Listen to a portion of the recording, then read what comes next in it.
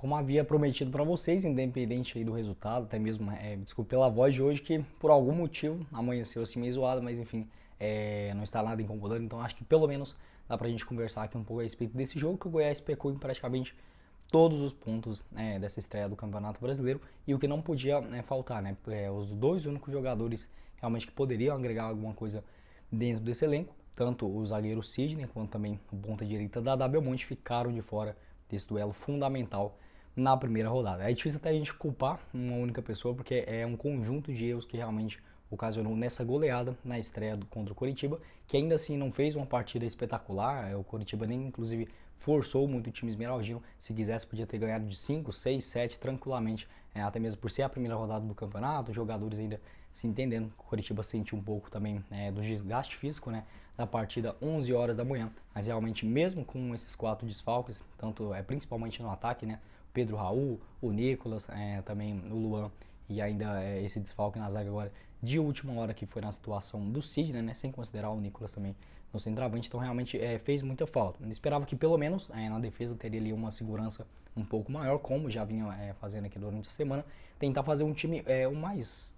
próximo possível, principalmente no meio de campo, né, algo que não aconteceu desde os primeiros minutos. Até a ideia do Glauber Ramos, que é difícil a gente até culpar ele, porque pegar uma bomba dessa no meio do campeonato goiano e ainda iniciar o campeonato brasileiro sem esses 4 jogadores, um perfil que parece bastante o que aconteceu lá no início, né, de 2020 na Série A, quando o Goiás teve aqueles problemas, né, dos testes positivos e acabou tendo aquela grande quantidade de desfalques nas primeiras rodadas, acabou não enfrentando o São Paulo, depois perdendo para o Atlético Paranaense em Curitiba, depois ele empatou com o Palmeiras fora de casa e aí sim engatou umas 3, 4 derrotas seguidas, então é um começo que parece bastante com aquele. Obviamente hoje eu vejo o Goiás em alguns pontos mais negativos, como por exemplo não tem uma figura de um técnico, e isso faz muita falta.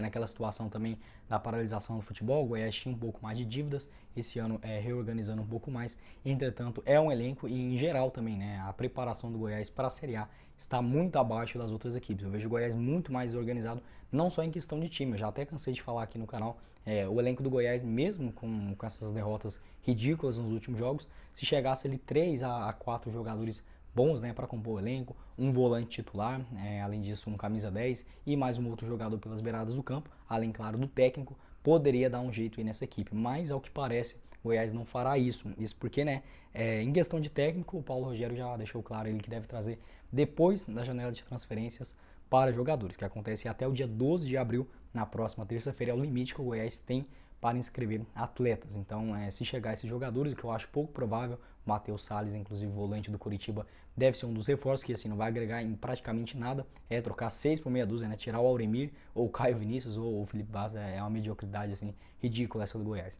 E em relação também ao jogo de hoje, né, o que eu esperava, até mesmo falei com vocês durante a semana, tanto os dois reforços, né, que seria o Sidney na zaga, que daria aquela experiência boa ao lado ali do Reinaldo, o da Silva, que é um cara que tem muito potencial, igual eu falei, é difícil a gente culpar uma pessoa só, ou enfim, um único fator nesse duelo. O Goiás foi um desastre total nesses últimos 30 dias, inclusive já tinha sido alertado pelo Paulo Autuori, que acabou sendo aí desligado do time esmeraldino, né? Enfim, é uma bagunça muito gigantesca. O Sidney ficou fora, o da Silva acabou falhando ali no primeiro gol do Aleph Manga, né, que foi um chute de muito próximo, além disso de primeira, né, a bola que não foi tão longe assim do Tadeu, mas estava muito próximo, é difícil ali também o goleiro tentar uma defesa. E o da Belmonte, que por aí um motivo, eu não posso nem falar o que aconteceu aqui, senão o YouTube pode acabar pegando aqui no meu pé, mas enfim, uma situação assim tenebrosa, né? Porque o cara já tava jogando Paulistão lá no Água Santa, não tinha problema nenhum. Agora no Goiás, mais uma zica, né? Acho que era um cara que poderia ter ajudado nesse ataque. Em relação também agora aos outros pontos, né, que eu quero falar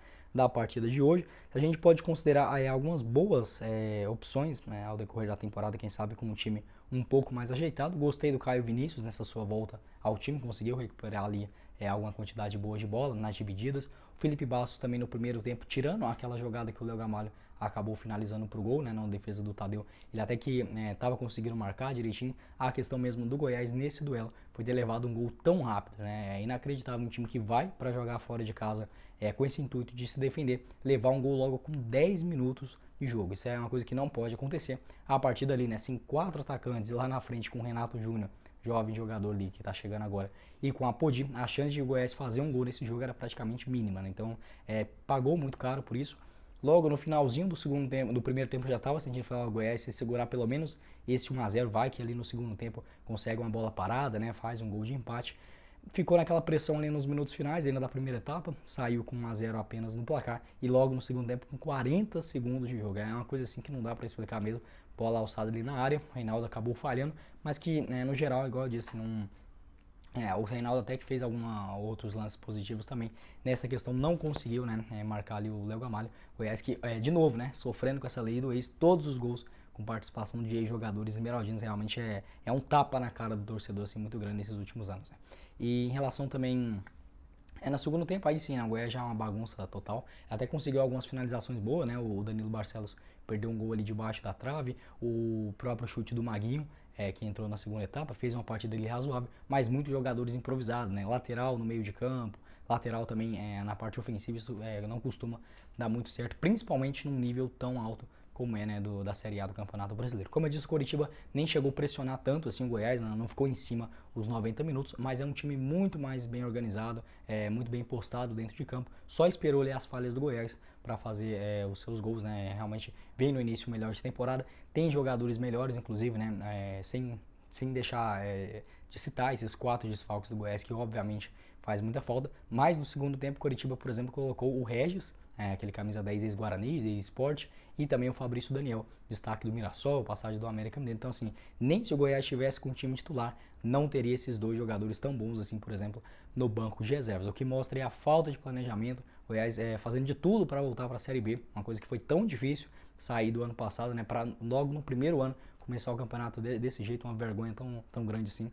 E obviamente, né, a Série B desse ano está muito mais difícil do que a Série A, e a tendência é que pelo menos sobre ele 2, 3 times para a Série B do ano que vem. Então, assim, é uma situação que realmente o torcedor cada ano, né, desanimando mais com o Goiás. A próxima partida do Verdão será ainda contra o Palmeiras, que ao menos, se assim podemos dizer, poderá ir com o time reserva. O Palmeiras vai ter um jogo importante da Libertadores na terça-feira. No sábado enfrenta o Goiás na Serrinha e na outra quarta-feira encara a equipe do Flamengo no Campeonato Brasileiro. Jogo fora de casa, então a tendência é que o Abel Ferreira coloque os jogadores reserva, que obviamente em comparação com esse time ridículo do Goiás de hoje é infinitamente melhor, né? Se jogar com esse mesmo time vai perder com certeza. Mas em relação a esses jogadores, pelo menos vai ter a volta ali tanto do Vinícius, né? A tendência é que ele já se recupere, também o Pedro Raul e o Luan, que não estavam assim com lesões muito grandes. A questão mais preocupante mesmo é em relação ao Nicolas, mas pelo menos voltando esses 3 caras iniciais, regularizar o Dadá Belmonte e o Sidney, né? Que foi um amadorismo gigantesco do Goiás, não tem lógica um time de primeira divisão perder o jogador no dia do jogo, os caras viajar lá pra cá, não, é uma coisa assim que não dá pra explicar, né? Mas em relação a isso, eu não sou de jogar toalha, falar que já tá tudo acabado, enfim, tem os problemas dessa primeira rodada, o time faltou intensidade, faltou ali um comando técnico também, o Glauber Ramos sem muitas opções no banco de reservas, né? Mas ainda assim eu prefiro muito mais que o Goiás inicie um jogo como, por exemplo, o Natan ou um cara ali de meio de campo, o Reginaldo, né, num ataque, do que improvisar Pudim, improvisar o próprio Danilo Barcelos, enfim, acho que é uma coisa que falta essa experiência maior também do técnico Glauber Ramos. Então o Goiás começando o Campeonato Brasileiro da pior forma possível. O próprio Paulo Tuori já tinha saído, né, exigindo ali algumas outras questões, tanto física, que por exemplo, tinha uma ideia boa, Bruno Pivetti, daquela periodização do futebol, mas o Goiás não estava investindo o que o técnico e também o Paulo Tuori gostaria de equipamentos, enfim, análise. Então os jogadores estavam sem aquele reforço físico de fazer mesmo na academia, o que estourou agora, né, na final, né, ficando sem 4 jogadores. Felipe Bastos, todos os jogos também vem sentindo, saindo ainda no primeiro tempo. Então, assim, é uma bagunça tão grande, como eu disse, é difícil a gente elencar um único culpado, mas com toda certeza essa conjuntura toda eu vejo o Goiás muito amador para um nível tão grande de competição como é a Série A. Ainda acredito que se o Goiás tentar ali mexer no mercado no máximo, né, até a terça-feira, trazer um camisa 10, um cara bom, porque o Elvis hoje mesmo, óbvio, né, não tem aquela referência no ataque, então não tinha nem opção para ele tocar, mas ainda assim é bem mais lento, é um cara que pensa, para a bola. Na Série B dá muito certo, na Série A é outro estilo de jogo, né, então ainda acredito que o Goiás tem um jeito de tentar ali fazer uma campanha digna no Brasileirão, mas precisa se reforçar. Lembrando que se não chegar, né, esses reforços até na terça-feira, no caso agora no dia 12 de abril, só vai reabrir a janela de transferências aqui do Campeonato Brasileiro praticamente no segundo turno do Campeonato Nacional. Então a chance da gente repetir um 2020, né, é muito grande. Infelizmente é complicado, enfim. O Goiás que já vem sofrendo tanto nesses últimos anos, esse desce e sobe. Acho que a gente esperava pelo menos um pouco mais de compromisso, um pouco mais de seriedade nesse início de 2022. Quero saber sua opinião também, sua avaliação a respeito dessa partida. Desculpa aqui pela voz de hoje, né? Acredito que pelo menos para amanhã já vai dar pra ficar um pouquinho melhor.